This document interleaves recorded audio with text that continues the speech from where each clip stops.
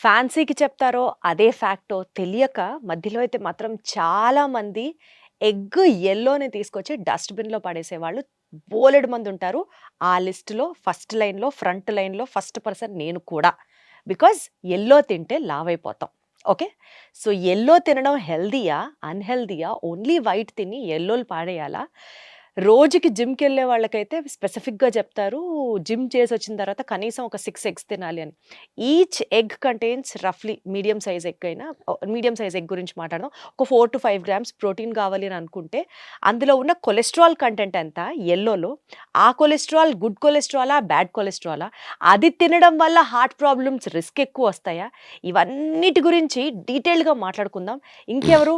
The one and only apt person to talk about this we have with us doctor Ravikant గారు. Sir నమస్తే. నమస్తే అండి. Sir, మొన్నటిదాకా egg తింటే క్యాన్సర్ వస్తుందా అని భయపడ్డాం. ఇప్పుడు ఎగ్ తినొచ్చు అంటున్నారు మీరు. కానీ యెల్లో పారేయాలా? యెల్లో కూడా తినాలా? అది చెప్పండి. ఎగ్‌ని యెల్లో పరేసి తినటం మంచిది కాదండి. ఎగ్ యాజ్ ఎ హోల్ తింటేనే మంచిది యాక్చువల్‌గా.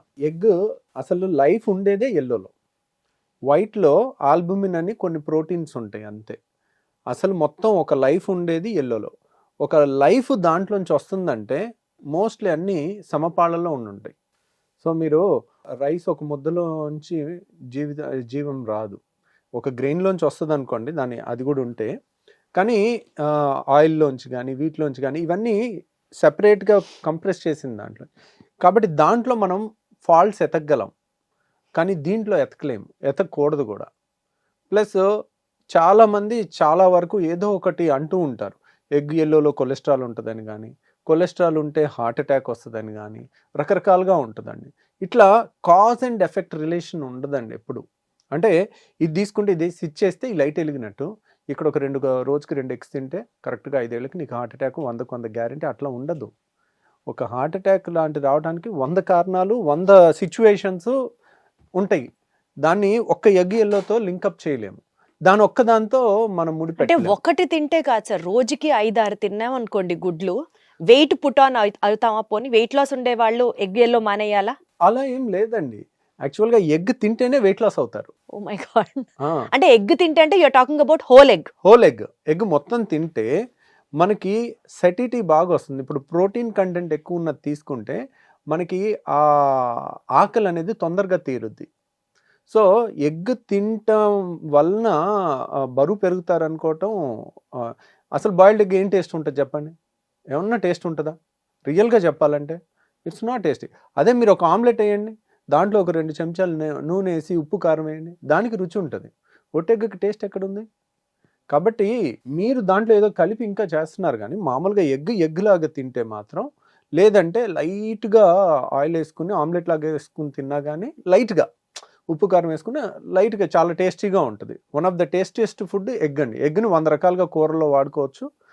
కాకపోతే ఎగ్‌ని ఎప్పుడూ కూడా యెల్లో తీసి పక్కన పెట్టే అలవాటు చేయకండి. మీరు అలా చేస్తుంటే మీ పిల్లలు కూడా జీవితాంతం అదే చేస్తారు. సో, ఎగ్ వల్ల హార్ట్ అటాక్ రావటం అనేది మాత్రం అపోహ. రోజుకొకటి కంపల్సరీగా తినండి. మీరు వారం రోజుల్లో రోజు ఒకటి తింటారా చెప్పండి? చాలామంది తినరు. కాబట్టి ఒకరోజు 3 తిన్నా కానీ తప్పులేదు. అదే సార్, 3 తిన్నా, 6 తిన్నా యెల్లోతో పాటు తినొచ్చు అంటారు మీరు. తినొచ్చు. యెల్లోతో పాటు హ్యాపీగా తినొచ్చు. సార్, బాడీలో ఫ్యాట్ ఇంత ఉండాలి. మనం బిఎంఐ చేసుకున్నప్పుడు బాడీలో ఫ్యాట్ ఇంత ఉంది అని రిపోర్ట్ వస్తది కదా సార్. అందులో ఫర్ ఎగ్జాంపుల్ ఫ్యాట్ పర్సెంటేజ్ ఎక్కువ ఉంది అనుకుందాం. అలాంటి వాళ్ళని కూడా తినమంటారా మీరు యెల్లో? అది కాదండి. ది బేసిక్ పాయింట్ ఏంటంటే, ఇప్పుడు మనిషికి ఫ్యాట్ అనేది స్టోరేజ్ ఫాము. ఇప్పుడు ఒకప్పుడు 2000 నోట్లు ఉండేవి, ఇప్పుడు లేవు. ఇప్పుడు ఎవరి దగ్గరన్నా డబ్బులు ఎక్కువ ఉన్నాయనుకోండి, ₹100 కట్టలు దాచిపెట్టుకుంటారా? 2000 నోట్లు ఉంటే 2000 నోట్లు దాచిపెట్టుకుంటారు. అవునా? అవును. హైయెస్ట్ డినామినేషన్ అదే ఉండేది. అదే ఉంటుంది కాబట్టి. సో, ఇక్కడ ఫ్యాట్ అనేది ₹2000 నోటు. ఓకే. మనకి మన బాడీలో స్వీట్ తిన్నాం అనుకోండి, స్వీట్ స్టోరేజ్ ఫామ్ లేదు. మనకి 100 గ్రాముల గ్లూకోజ్ మించి రాదు. అంటే మన బాడీలో గ్లైకోజన్ 100 గ్రాములే స్టోరేజ్ ఉంటుంది. గ్లూకోజ్ గ్లైకోజన్ కింద మారుద్ది. ఇప్పుడు అంతెందుకు, వరి మొక్క ఉంది, గోధుమ మొక్క ఉంది. దానికి కావాల్సిన ఎనర్జీని అంతా అది ఏ విధంగా దాచిపెట్టుకుంది? కార్బోహైడ్రేట్ రూపంలో దాచిపెట్టుకుంది. అంటే గింజలో 90% కార్బోహైడ్రేట్. ఏది మన రైస్లో అయితే వరి గింజలో 90% కార్బోహైడ్రేట్ ఉంటుంది. ఏది ఆ బియ్యం గింజలో. అదే మన గోధుమలో అయితే 80% పైన కార్బోహైడ్రేట్ ఉంటుంది. ఇప్పుడు మన బాడీలో డిజైన్ చూడండి ఎంత అద్భుతంగా ఉందో. ఇప్పుడు కదలకుండే ఉండే మొక్కలు అంతా వాళ్ళకున్న ఎక్స్ట్రా ఎనర్జీని అంతా కార్బోహైడ్రేట్లో స్టోర్ చేసుకుంటుంది. మీరు 1000 క్యాలరీలు కార్బోహైడ్రేట్లో స్టోర్ చేసుకున్నారనుకోండి, కార్బోహైడ్రేట్ అంటే మన షుగర్ కానీ గ్లూకోజ్లో కానీ 1 గ్రామ్ తీసుకుంటే దాంట్లో 4 క్యాలరీలు. అదే ఫ్యాట్లో 1 గ్రామ్లో 9 క్యాలరీలు ఉంటుంది. ఓకే. సో మీరు 30 కేజీలు బరువు ఎక్కువ ఉంటే 30 కేజీలు కొవ్వే స్టోర్ అవుతుంది. అదే మొక్కల్లాగా మనం కార్బోహైడ్రేట్ స్టోర్ చేసుకుంటే అంతే క్యాలరీస్కి 60 కేజీలు కార్బోహైడ్రేట్ లాగా గ్లూకోజ్ రూపంలో స్టోర్ చేసుకుంటే మనం అంత బరువు అయిపోతాం. అందుకని ఫ్యాట్కి అడ్వాంటేజ్ అనమాట అది. సో ఆ విధంగా మనకి ఫ్యాట్ ఏ తిన్నా ఫ్యాటే తయారవుతుంది. ఫ్యాట్ ఎక్కువ ఉందంటే అందరికీ 30 కేజీలు 20 కేజీలు బరువు ఉన్న వాళ్ళందరికీ ఫ్యాటే పెరుగుతుంది. కాబట్టి అదంతా కొలెస్ట్రాల్ ఫ్యాట్ వేరు, కొలెస్ట్రాల్ వేరు, హార్ట్ అటాక్ వేరు. సో వీటికి ఇవన్నీ ఏంటంటే చాలా కాంప్లికేటెడ్ థింగ్ని. చాలామంది ఏంటంటే మీడియాలో స్విచ్ చేస్తే లైట్ వెలిగింది 1 2 + 2 4 ఒకటే ఆన్సర్. మీరు ప్రపంచంలో ఎక్కడికి వెళ్ళండి మారదు. బయాలజీలో అలా ఉండదు. బయాలజీ ఎప్పుడు కూడా it is a Gaussian distribution అంటారు. మీన్ స్టాండర్డ్ డివియేషన్ ఉంటుంది, ఎక్సెప్షన్స్ ఉంటాయి. 2 + 2 4 లాగా అన్నిటికీ ఒకటే ఆన్సర్ ఉండదు. 2 ఎగ్స్ తిన్నాను హార్ట్ అటాక్ వస్తుందా, ఉండదు. అట్లా 4 ఎగ్గులు తిన్నా రాదు. కాబట్టి మన బయాలజీని మ్యాథమెటిక్స్ కింద కన్వర్ట్ చేయడానికి చూడకండి. సో దీంట్లో ఎగ్ అనేది చాలా మంచిది. డైలీ 1 యావరేజ్ తీసుకున్నా కానీ మీరు 4 రోజులు తినకపోయినా మిగిలిన రోజు 4 తిన్నా ఏమవుదు. షుగర్ పేషెంట్ పూటకొక్కటి తింటే కూడా ఇంకా మంచిది. ఎందుకని, మీరు తీసుకునే ఎగ్లో కార్బోహైడ్రేట్ 0. మనకి షుగర్లో కార్బోహైడ్రేట్ బ్యాలెన్స్ తప్పింది మనకి. సో మనకి ఇన్సులిన్ కార్బోహైడ్రేట్ని సరిగ్గా అప్టేక్ అవ్వకపోవడం వల్ల, ఇన్సులిన్ లోపం ఉండటం వల్ల మీరు ఆల్టర్నేట్ తీసుకుంటే బాగా వెళ్ళిపోతుంది. ఈ గ్లూకోజ్ని కంట్రోల్ చేయటం తగ్గుతుంది. కాబట్టి మీరు ఆల్టర్నేట్ తీసుకుంటున్నారు, దెర్ ఇస్ నథింగ్ రాంగ్. మీరు రైస్ కొంచెం తగ్గించారు, ప్రతి పూట ఒక ఎగ్ తిన్నారు. ఇప్పుడు మార్నింగ్ 3-4 ఇడ్లీలు తింటున్నారు అనుకోండి, ఒక ఎగ్ తినేసి ఒక ఇడ్లీ తగ్గించేసేయండి. మధ్యాహ్నం మళ్ళీ ఇంకొక ఎగ్ తినేసి ఒక ముద్ద అన్నం తగ్గించేసేయండి. ఎగ్ ఎంత ఉందో అంతే తగ్గించండి. సాయంత్రం కూడా అంతే, ఒక ఎగ్ తినండి, తగ్గించండి. షుగర్ పేషెంట్స్కి అయితే పూటకు ఒక ఎగ్ అనేది చాలా మంచిది. దానివల్ల కొలెస్ట్రాల్ పెరిగి హార్ట్ అటాక్ వచ్చేదానికన్నా షుగర్ కంట్రోల్ లేకపోవడం వల్ల హార్ట్ అటాక్ వచ్చేది ఎక్కువ ఉంటుంది. Got it sir. సార్ మీరు చెప్పేది చాలా క్లియర్గా అర్థమవుతుంది. బట్ అన్న కామన్ హ్యూమన్ పర్సెప్షన్ అడుగుతున్నాను నేను ఈ క్వశ్చన్.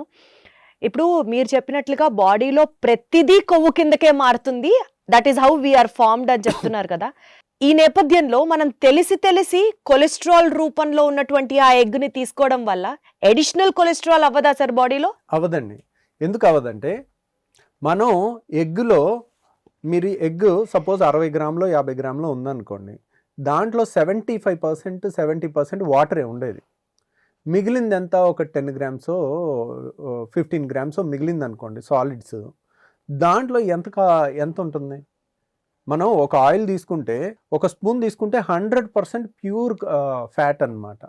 దీంట్లో మీరు మొత్తం తీసుకుంటే, ఒక మనిషి ఉన్నాడు అనుకోండి, మన బాడీలో మనం 70 కేజీలు ఉన్నాం అనుకోండి, దాంట్లో 60% వాటరే, డ్రై వెయిట్ చాలా తక్కువ. అదే మీరు ఒక స్పూన్ ఆయిల్ తీసుకుంటే 100% ఫ్యాట్ అది.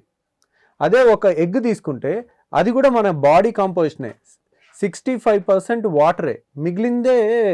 మిగిలిన దాని గురించి మనం చిన్న మైక్రో డిసెక్షన్స్ చేస్తున్నాం. ఓవరాల్ లాజికల్గా చూసుకుంటే మనకి అది వెరీ సేఫ్. దాంట్లో ఉండే ఆ కొంచెం కొలెస్ట్రాల్ వల్ల వచ్చేది, అది కొలెస్ట్రాల్ ఒక్కటే కారణం కాదు హార్ట్ అటాక్కి. హార్ట్ అటాక్కి 8 కారణాలు ఉన్నాయి. ఆ 8 కలిసి కరెక్ట్ రూపంలో వస్తేనే వస్తుంది, కానీ ఒక్క కొలెస్ట్రాల్నే బ్లేమ్ చేయకూడదు. పోనీ మనం ఎల్డిఎల్ కొలెస్ట్రాల్ చూసుకుంటాము, ఎల్డిఎల్ 100 దాటింది అనుకోండి, అప్పుడు కూడా ఎగ్ తగ్గించడం ఫస్ట్ ప్రయారిటీ కాదు, ఎగ్ ఎల్లో ఆపటం ఫస్ట్ ప్రయారిటీ కాదు. వాకింగ్ చేయటము, మిగిలిన 8 రిస్క్ ఫ్యాక్టర్స్ని తగ్గించుకోవటము ముఖ్యం. Got it sir. సో మొత్తానికి ఎగ్ తినడం సేఫే విత్ ఎల్లో అని అయితే అర్థమవుతుంది. కానీ ఈ వీడియోలో మీరు కనుక గమనిస్తే కొలెస్ట్రాల్ ప్రస్తావన చాలా ఎక్కువగా వచ్చిన నేపథ్యంలో ఈ కొలెస్ట్రాల్కి సంబంధించి కూడా చాలా మందికి చాలా డౌట్స్ ఉన్నాయి. అండ్ మనం కూడా డీటెయిల్డ్గా మాట్లాడుకుందాం. ఈ మధ్య కాలంలో కొవ్వు ఎక్కువ అయిపోయింది అన్న మాట ఎక్కువ వింటున్నాం కాబట్టి let's talk about it in a detailed way in another episode. Thank you so much sir. Thank you అండి.